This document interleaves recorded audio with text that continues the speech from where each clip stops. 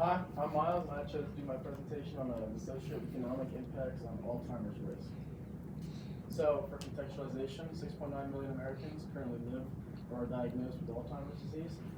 And socioeconomic just means the combination of social and economic factors that influence a person or group's position in society, including their income, education, and occupation. And we can kind of scale this image up, and it's just kind of a social pyramid, a class pyramid showing lower class, middle class, and upper class. So my lenses that I'm going to be focusing on are caregivers, economic, and patient. And my stimulus sources are Alzheimer's Association and the Maori oral traditions. So from the Maori oral traditions, I chose this quote: "The words of the ancestors exist still in memory, wrought into oral traditions, and they themselves can be encountered as they appear to be living in dreams."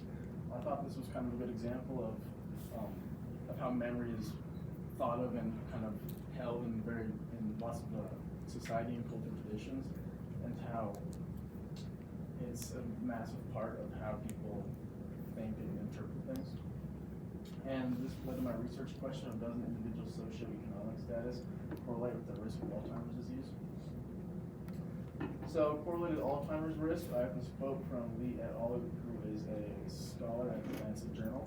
And it says that the highest risk group of early onset dementia were individuals with low socioeconomic status, with a 440% greater risk compared with individuals with high economic status.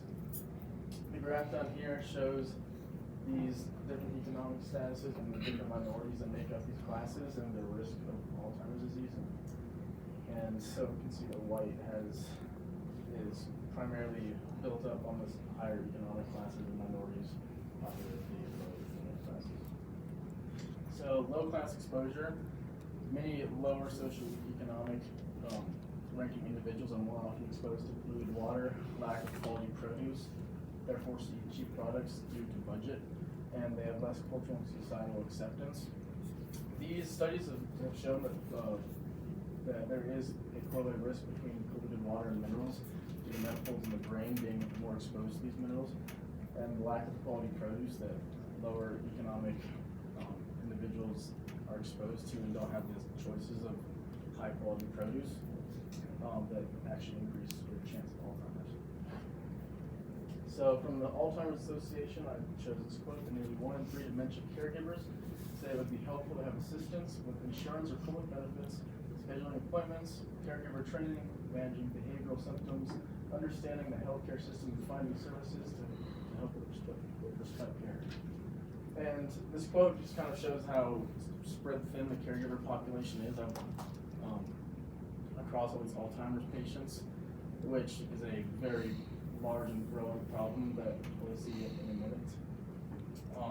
So for my caregiver impacts, Wong, who is also a Lancet Journal academic writer, says that when evaluating the economic burden of Alzheimer's disease, it's important to consider direct costs, such as skilled nursing care, home health care, and long-term care, as well as indirect costs, such as quality of life and impact on the caregiver.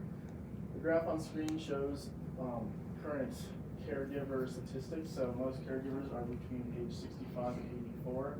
They're born outside the United States, have an education less than a high school diploma, make less than $25,000 a year, live with others, and a racial or ethnic minority.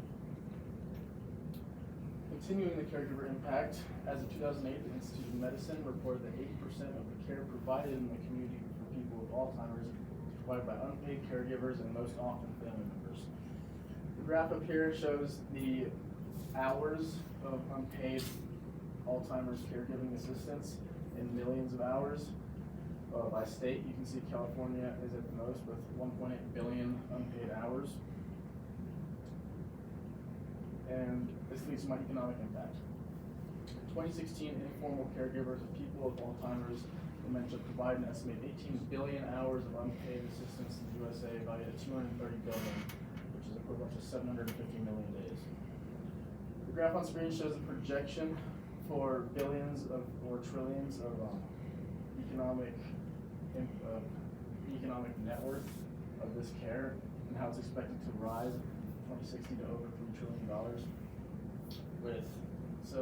Since the caregiver population is already spread thin, since this projected increase, the just going to be witnessing more and more stress projected on these caregivers, which is going to crash the economy because they have less opportunity to work in paying jobs, contribute to the economy and the national economy, therefore taking away from revenue sources. So this is what I like to call a patient cycle. My quote is the total cost of care for treatment of Alzheimer's disease in 2020 is estimated to be at $305 billion. Total cost of Alzheimer's dementia care are estimated to increase to more than $1 trillion by 2050 and go on. So the graph on screen shows, it's a little blurry, but it shows a distribution of household wealth in America. So you can see at the bottom 50%, so you go to your middle to lower class individuals make up only 1% of the entire U.S. wealth distribution. The 50 to 90% make up a good 25, and the 90 to the top 1% make up roughly 50 to 60% of all of the distribution of wealth in America.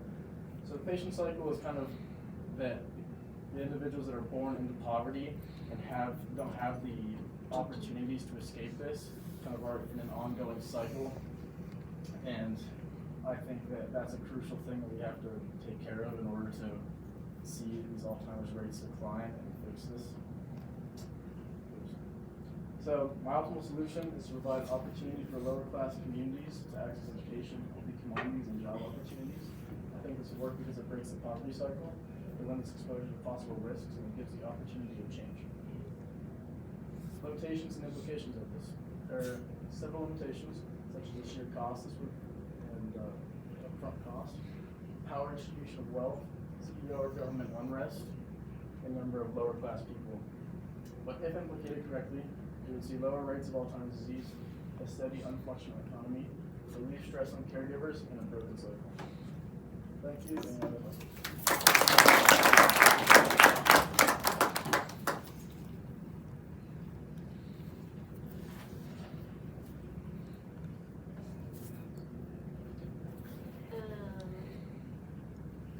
How did you handle differing perspectives in order to reach your conclusion?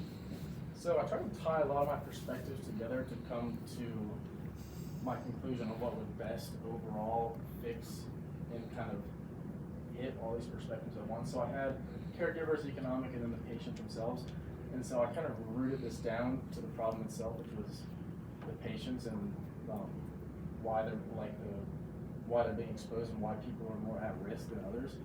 And I kind of used that and then tied in the other lenses to come to my conclusion on how we could make sure that the economy does well, there's less stress on caregivers, but also these patients are good.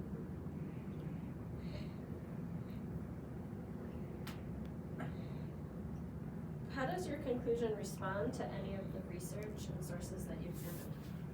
So I saw a lot of sources on, obviously I had some of them in here on how these lower socioeconomic ranking individuals were more at risk due to things they're exposed to.